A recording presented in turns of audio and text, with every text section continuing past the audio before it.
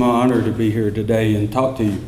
The other evening I was working on this speech and my 9-year-old son asked what I was doing. I told him I was working on the State of the City's address, and he said, "Dad, that's real simple. The state is Virginia and the city is Bristol. We learned that in first grade." But sometimes I think we do need to see through the eyes of a child to realize what's right in front of us. So I'm here today to tell you that the state of the city is Bristol is still a good place to live. When I first came on council 2 years ago, we held a planning retreat to create the first vision statement for our city, describing what we wanted Bristol to look like in 20 years. That meeting was a first step, and although there is still much work to be done, including creating priorities, action items, and allocating resources, in the past year alone, we have made progress in each of the 7 areas we identified. As an economic hub, after many unfortunate delays and unforeseen obstacles, we celebrated the opening of 2 anchor stores at the Falls, and the momentum continues with additional stores opening, others in construction, and more in development. As the destination Bristol, in the past year, our downtown continues to expand with a new brewery, and not just 1, but 2 new hotels under development. All of these properties build on Bristol's unique heritage and character through the adaptive reuse of historic buildings. Superb facilities and infrastructure. And I appreciate our residents' patience that during the last year we've undertaken 2 major road projects, one along Lee Highway and one at Exit 7. We're working with Bristol, Tennessee and the Army Corps of Engineers. We are completing the final phase of a multi-year Beaver Creek flood reduction project. In terms of outstanding city services, after hearing from the public during our budget hearings, we maintained positions at the fire department. We enhanced courthouse security through the addition of 2 new positions, and earlier in the year we added resource officers to all of our elementary schools. Vibrant neighborhoods. We have embarked on an 18-month process to update our comprehensive plan, the first major update in over a decade to the document that guides zoning, planning, transportation, use of open spaces, housing, parks, and other factors that make sure our neighborhoods remain vibrant for years to come.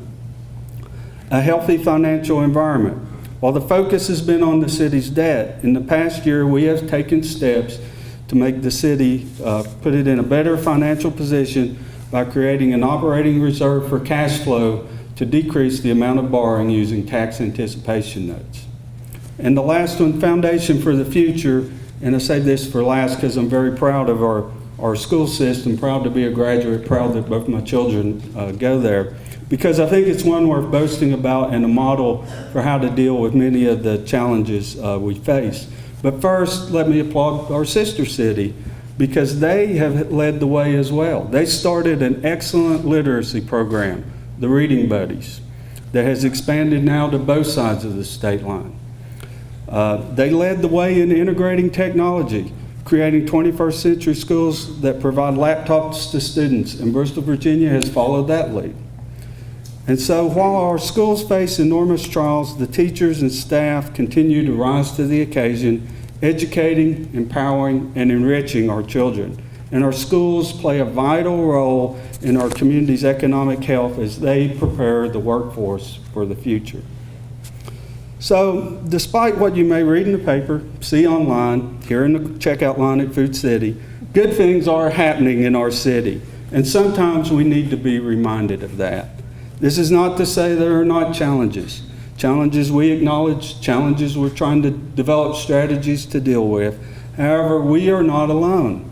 Local governments all throughout our region and all over the country are struggling with demographic changes, a changing workforce, and a global economy.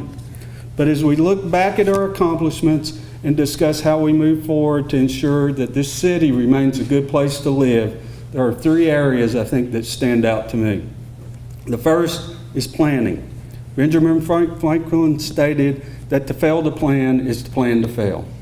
To achieve our goals, we must first craft a vision, followed by specific, actionable, measurable, realistic, and timely goals and objectives, and then devise a plan of work to implement those actions to attain those goals. These simple steps are the keys to getting anything accomplished, into solving problems. When you have a good process, you'll have good outcomes.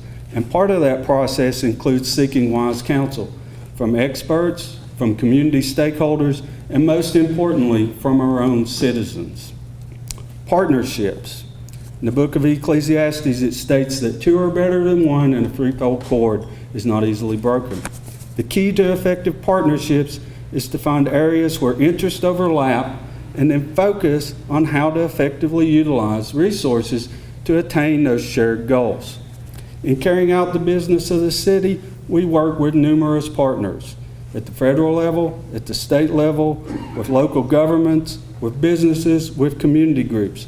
And this is particularly true of our partnerships with our sister city on the Tennessee side, as we work together every day and often in the background without fanfare, whether it be fire department, police department, street closings, downtown development. There's a lot of cooperation that goes on across that yellow line down State Street. And the third area is people. And any good leader will tell you that the most important part of any organization is good people. We're very fortunate to have an abundance of good, hardworking, community-minded individuals in Bristol. And while I won't recognize them because Delegate already recognized our elected officials and our department heads that are here today, I also really want to thank the over 300 employees that make our city great every day through their dedication and commitment to excellence. Finally, I want to include all of you in this room, our business leaders, the leaders of our nonprofit agencies, for without you, we would also not be able to do our work. So these 3 points, planning, partnerships, and people, are the keys to any successful enterprise and the keys to building a great future. And I would add 2 more to that, patience and perseverance. Because the problems we face were not created overnight, and we won't solve them overnight. But through hard work, we can ensure that Bristol will remain a good place to live. So in closing, I would challenge everyone in this room to join us, to help your community, to do your part to make Bristol a good place to live, to let us not become weary in doing good, for in due time we will reap that harvest if we do not give up. Thank you, God bless you, and may God abundantly bless our city. Let me say thank you for all of you being here. Our Chamber of Commerce does such a great job of getting information out to our citizens and to our businesses. Thank you so much for what you do. I'm reminded of a phrase from one of my favorite basketball coaches, Jimmy Valvano from NC State, great basketball coach, and he said one time, ordinary people lead extraordinary lives. And I want to tell you, Ron Ramsey, you're an extraordinary person. Thank you so much for what you have done for Bristol and for the state of Tennessee.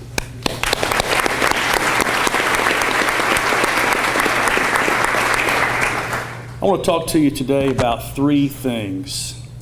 Who we are as one community, where we have been as one community, and where we are going as one community. I look around this historical place and see what can happen when we work together. What a beautiful place that we've renovated and restored, and it was a great combination of private and public funds that did that. We are 2 cities that are linked to one another.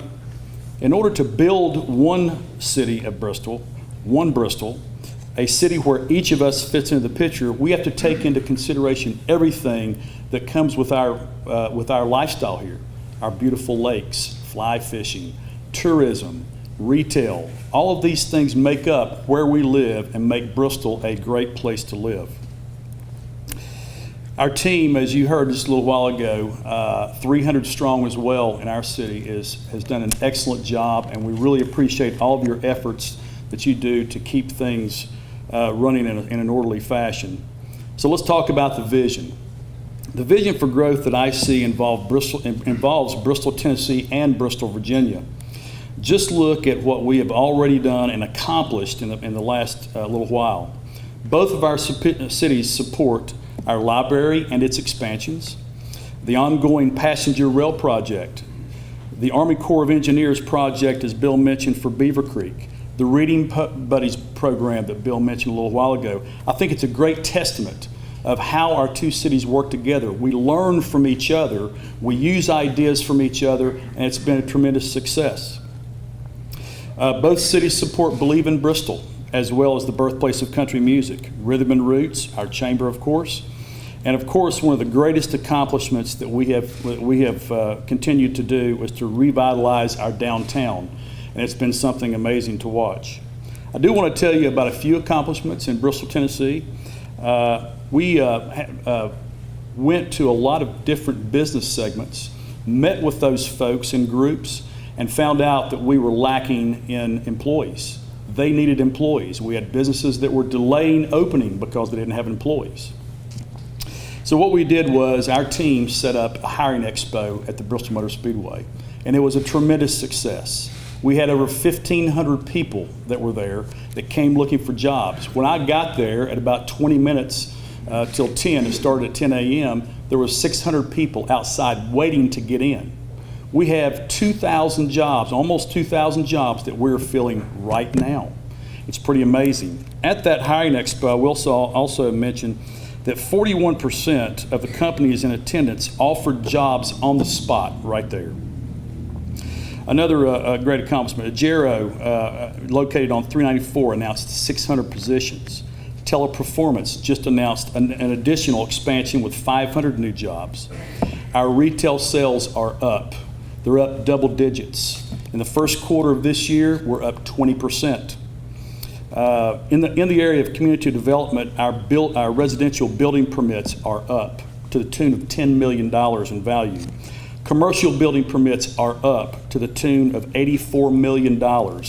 Everything combined together, we have 1,500 permits that we have recently done and over $100 million in investment in Bristol. Pretty astonishing. With that being said, I want to tell you folks, the state of our city is strong, and it's very strong. And we will continue to get stronger. What's the future hold for us? Today, Bristol, Tennessee is on the threshold of some very exciting endeavors. We're going to continue to see exciting things happen in our downtown area with new professional jobs that we plan to announce soon. And on the heels of the Teleperformance announcement, soon we'll be able to announce another expansion of a local company that will bring hundreds of additional manufacturing jobs into the city. And I can't let it go without saying the obvious. We will see continued growth in the Pinnacle area, and it's been amazing to me to watch that area mushroom and see how well it's done. Very excited. It's great to work with a lot of champions, and a lot of champions sit right over here. Our Industrial Development Board, our planning departments, all of our boards and commissions that we have volunteers that work within our city, believe in our city, and they take great care in working on these boards. So in closing, what I want to say is Mayor Hartley and I will work together in the coming year to grow Bristol as one.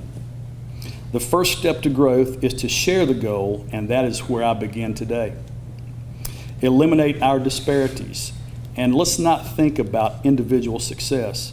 Let's talk about increasing a solid workforce that will entice business to come in to our city.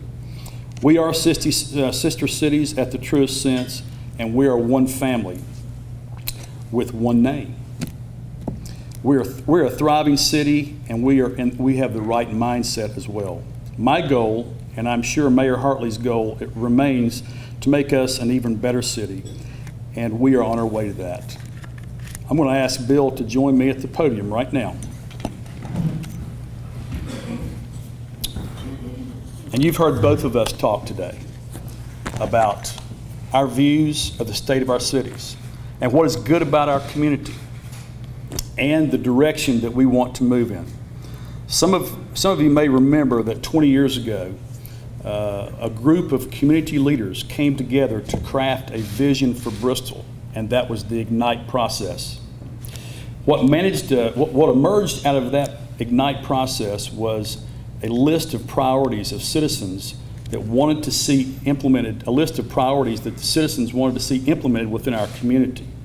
And the top 5 things were this: an organization to take the lead in redeveloping our historical downtown. We have Believe in Bristol. A renovated train station. Look at this. Is it not beautiful? A new library, and as it turned out to be, a multi-million-dollar library, a beautiful facility. A country music museum downtown. The birthplace of country music is amazing. The development of the Beaver Creek Walk was another goal. But after completing a feasibility study, it was determined that the creek walk didn't make financial sense. But I'll tell you what came from that. The Army Corps of Engineers, working with both sides of town for flood reduction. It helped many businesses downtown to get out of the floodplain, and we're continuing to get more and more businesses out of the floodplain, as well as residential houses as well. So over the last 20 years, we have been able to achieve goals that we set out for ourselves, and now is the time for us to again come together and look towards the future. We need to reignite the IGNITE process. Bill. And as Chad said, while we need to be reminded of and celebrate our accomplishments, I agree that there is no better time than now to build on the momentum to create a new vision for our community. The groundwork's already been laid. Each cities have their own separate planning process, and we have plans already there. We need to integrate those together, bring them together, and get citizen input through a new visioning process. And we're committed to starting that community visioning process. And over the next few months, we'll meet together to determine the process that will develop this plan that will help shape the vision of Bristol for the next 20 years to come. And one thing, though, in that process that is abundantly clear to both of us is that we need the input of all community stakeholders, businesses, nonprofits, and most importantly, our residents. We need you to get involved, to get engaged, and most importantly, to tell us what your priorities are for the future. To have a successful plan, it has to be community-oriented, not driven by the elected officials nor the city staff. As I said, the plan, it's the starting point. It's the jumping off point. You know, after that, we have to allocate resources, determine how best to achieve these shared goals. And we realize it may take years to see the fruit of that work. But just as before, 20 years ago, it took years before some of these things were accomplished, but we were able to do it. And the key to that will be effective partnerships between the cities, with the private sector, and with community nonprofits. You know, I've heard it said a lot, and you probably heard it from both of us, maybe not these words, but we're really two cities and one community. So in that spirit of cooperation and community, as we move forward, I'd ask everyone in this room to join us in this journey, to help make Bristol not just a good place to live, but a great place to live, and for many years to come. Thank you.